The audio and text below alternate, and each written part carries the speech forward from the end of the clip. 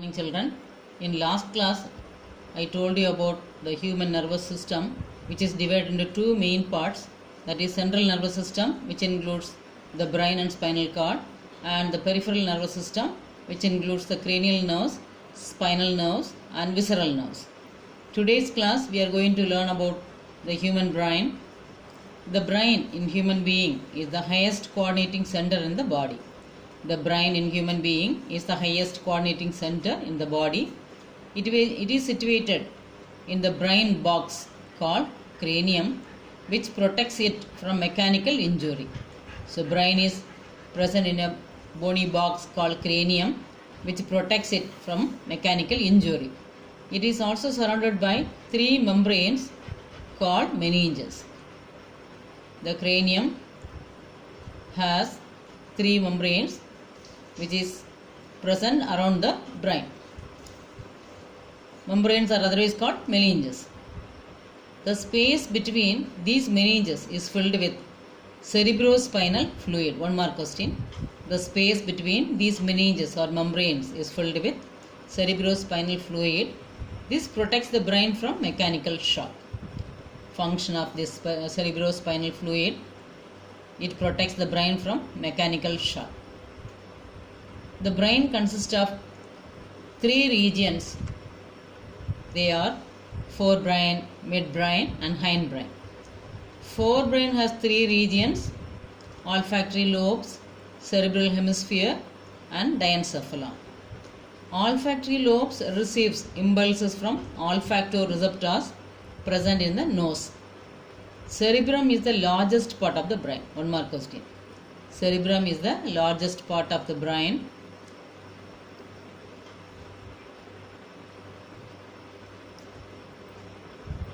And forebrain has three regions: olfactory lobes, cerebral hemisphere, diencephalon. Each cerebral hemisphere has four lobes: frontal lobe, parietal lobe, occipital lobe, temporal lobe. Each cerebral hemisphere has four lobes: frontal lobe, parietal lobe, occipital lobe and temporal lobe. Different areas of cerebrum have different functions.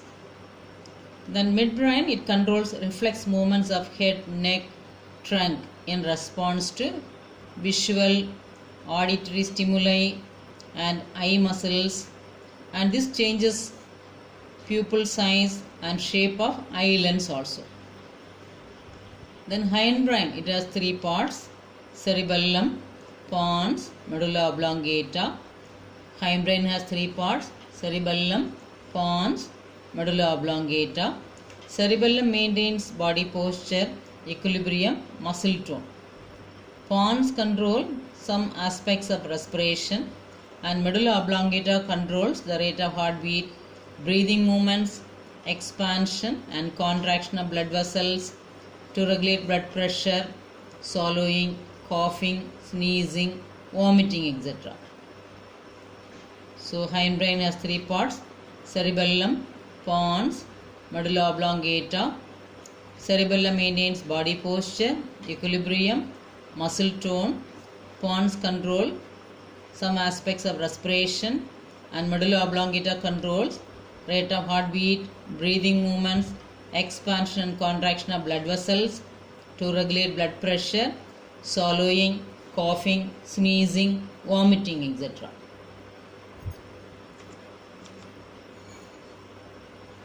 So this is parts of brain: the forebrain, midbrain and hindbrain.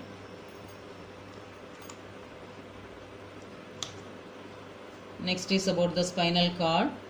Spinal cord is enclosed in vertebral column. Spinal cord is enclosed in vertebral column.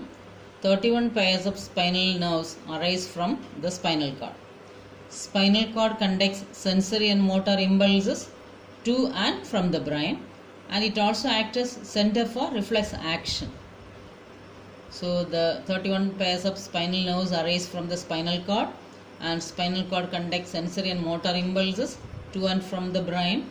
It also acts as center for reflex action.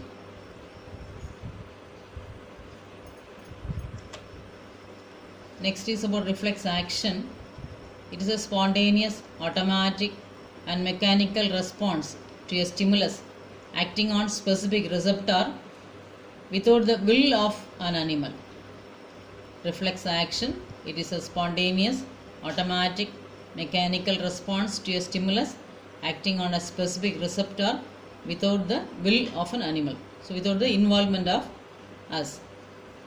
And reflex arc is the basis of reflex action. Knee-jerk reflex, blinking of eyes, movement of diaphragm during respiration, coughing, sneezing are some common reflex actions. Reflex actions involve spinal cord, hence are also termed as spinal reflexes. Some reflexes that involve brain are called cerebral reflexes. So reflex action, sudden, unconscious, involuntary response of effectors to stimulus. Example, we are suddenly withdrawing our hand if we suddenly touch a hot object, and if you step on a sharp nail, immediately we are taking away our leg. That is also another example for reflex action. In this reflex action, the nerves in the skin, that is the receptor, detects the heat, passes the message through the sensory nerves to the spinal cord. Then the information passes through motor nerves to the muscles, that is the effectors, and the hand, we are drawing our hand.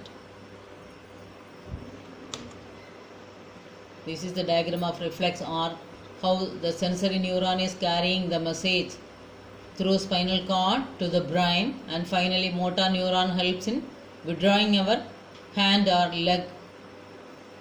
This is shown in the diagram. Same way, this diagram is also given in the textbook. You can see how the message from the sensory neuron is carried to the spinal cord, and the motor neurons help in withdrawing our hand or leg in response to a stimulus.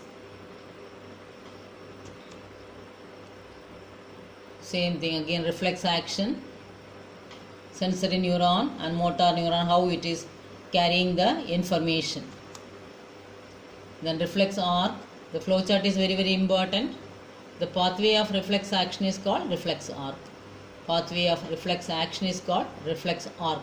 In a reflex arc, stimulus is received by receptors, that is the sensory organs. It passes through the sensory nerves to the spinal cord.